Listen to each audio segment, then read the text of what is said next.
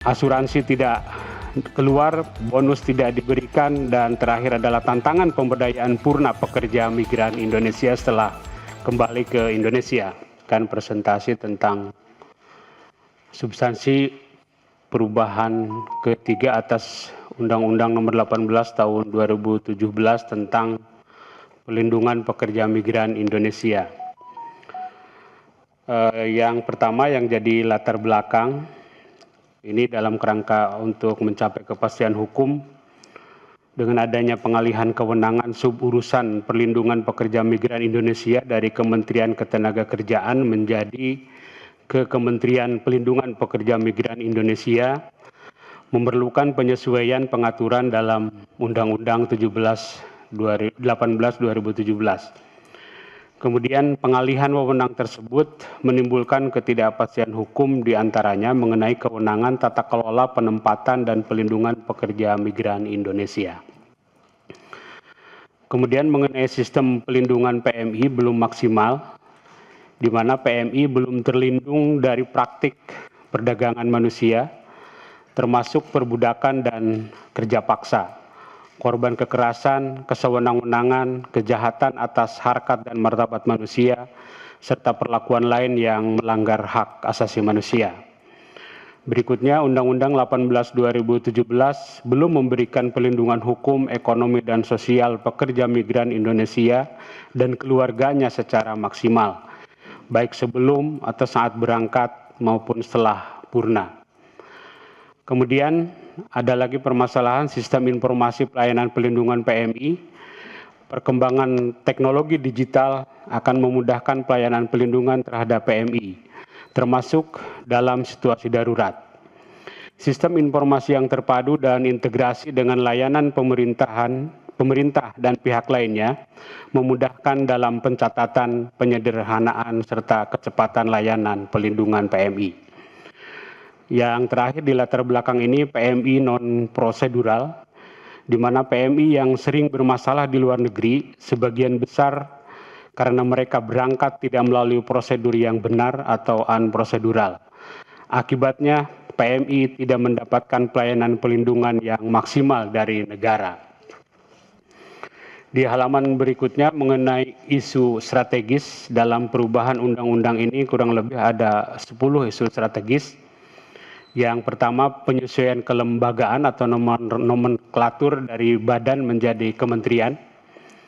Yang kedua, penambahan pengaturan terkait dengan fungsi promosi dan pemanfaatan peluang kerja terkait dengan pemasaran.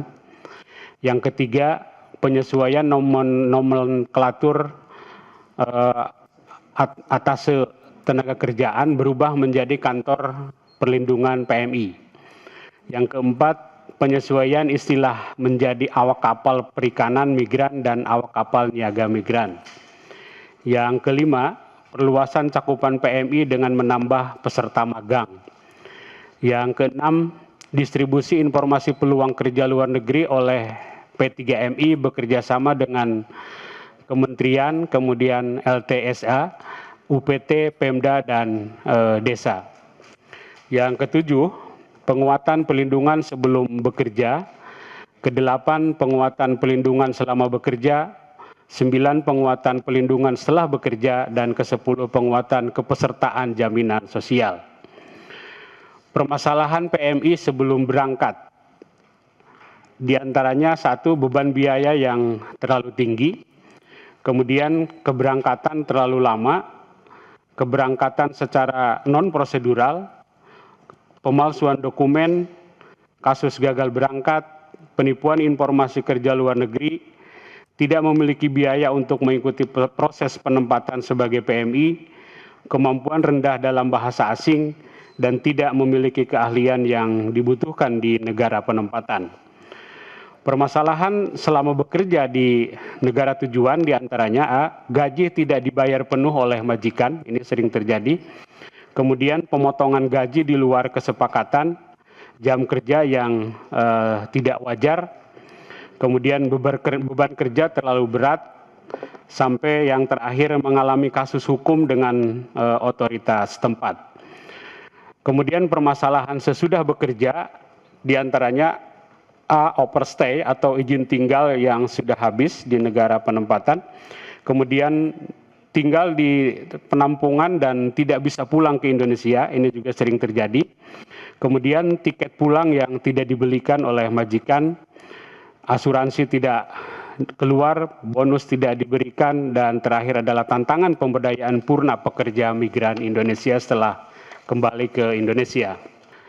Berikutnya izin ke kedudukan RUU yang akan dibahas dalam prolegnas prioritas.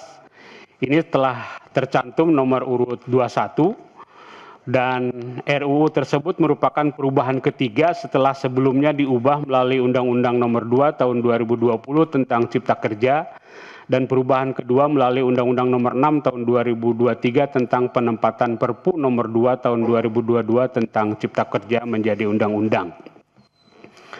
Adapun yang jadi landasan filosofisnya, sejak dideklarasikan sebagai negara yang merdeka dan berdaulat, Negara Kesatuan Republik Indonesia memiliki tanggung jawab ekonomi politik dalam menyejahterakan seluruh rakyat. Salah satu bentuk tanggung jawab negara adalah dengan menyediakan lapangan pekerjaan yang layak bagi setiap warga negara. Dengan bekerja, berarti seseorang sedang mengukuhkan sejarah dan peradaban bangsanya. Dengan bekerja, maka ia menjadi makhluk sosial yang bertanggung jawab atas diri dan lingkungannya.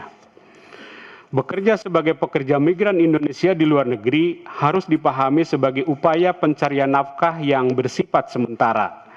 Namun, jika negara memahami pekerja migran Indonesia di luar negeri sebagai salah satu jalan keluar yang bersifat jangka panjang, maka menjadi tanggung jawab pemerintah untuk membenahi keseluruhan sistem kerja yang mencerminkan nilai kemanusiaan dan harga diri sebuah bangsa. Landasan sosiologis.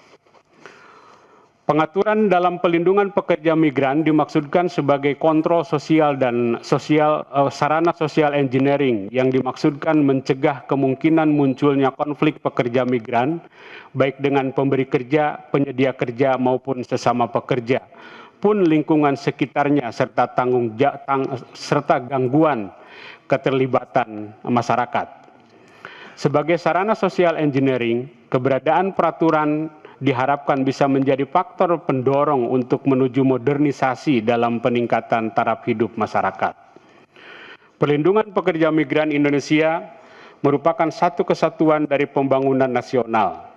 Mengingat pengaturan perlindungan pekerja migran berimplikasi pada potensi peningkatan perolehan pendapatan, investasi lapangan kerja, dan menjaga stabilitas ekonomi. Secara langsung juga berkaitan dengan peningkatan kehidupan layak bagi pekerja migran dan keluarganya. Adapun yang jadi landasan yuridis, Indonesia telah memiliki Undang-Undang Nomor 18 Tahun 2017 tentang pekerja migran Indonesia. Untuk pengaturan lebih lanjutnya, pemerintah telah mengeluarkan PP Nomor 59 Tahun 2021, PP Nomor 10 Tahun 2020 tentang tata cara penempatan pekerja migran Indonesia oleh Badan Pelindungan Pekerja Migran Indonesia. PP Nomor 22 Tahun 2022 tentang penempatan dan pelindungan awak kapal niaga migran dan awak kapal perikanan migran. Seiring dengan pergantian kepemimpinan nasional pada tahun 2024, disahkan Undang-Undang Nomor 61 Tahun 2024 tentang perubahan atas Undang-Undang Nomor 39 Tahun 2008 tentang Kementerian Negara. Selanjutnya Presiden mengesahkan Perpres Nomor 139 Tahun 2024 tentang penataan tugas dan fungsi Kementerian Negara Kabinet Merah Putih periode 2024-2029. Kemudian ada Perpres Nomor 140 Tahun 2024 tentang organisasi Kementerian Negara, Perpres Nomor 165 Tahun 2024 tentang Kementerian Pelindungan Pekerja Migran Indonesia, dan Peraturan Presiden Nomor 166 Tahun 2024 tentang Badan Pelindungan Pekerja Migran Indonesia. Hal ini berdampak pada terjadinya pengalihan kewenangan dari Kementerian Ketenagakerjaan ke Kementerian Pelindungan Pekerja Migran Indonesia, _ Badan Pelindungan Pekerja Migran Indonesia, di mana pengalihan kewenangan tersebut berdampak pada timbulnya ketidakpastian hukum dalam pelindungan pekerja migran Indonesia. Adapun yang jadi jangkauan dan arah pengaturan dalam perubahan RUU ini ada 11 poin. Yang pertama, perubahan tugas dan wewenang kelembagaan di bidang pelindungan pekerja migran Indonesia. Kedua, terkait pelatihan di mana calon pekerja migran Indonesia sudah harus memiliki kompetensi pada saat ingin bekerja ke luar negeri. Tiga, terkait pemberdayaan tidak hanya diperuntukkan bagi purna PMI, tetapi juga untuk PMI yang berangkat dan keluarganya. Empat, terkait dengan pembiayaan pekerja migran Indonesia. Lima, optimalisasi tugas dan tanggung jawab pemerintah pusat, pemerintah daerah sampai pemerintahan desa. 6. Penguatan peran Menteri Pelindungan Pekerja Migran Indonesia dalam pelaksanaan pelindungan pekerja migran Indonesia. 7. Visa kerja dan visa lainnya yang digunakan untuk bekerja di negara tujuan penempatan. 8. Kantor pelindungan PMI di luar negeri. 9. Belum optimalnya pengelolaan sistem informasi yang terintegrasi dan pendataan dalam penempatan dan pelindungan pekerja migran Indonesia. 10. Belum adanya pengaturan tentang pemagangan di luar negeri. 11. Penguatan peran pegawai sebagai pejabat fungsional pelindungan pekerja migran Indonesia dan penyidik pegawai negeri sipil. Adapun sistematika perubahan ketiga Undang-Undang Nomor 18 Tahun 2017 tentang PMI, di antaranya materi perubahan dalam RUU terdapat 37 angka. 37 angka itu terdiri dari 31 pasal perubahan, meliputi pasal 1, pasal 4, sampai terakhir pasal 78. B.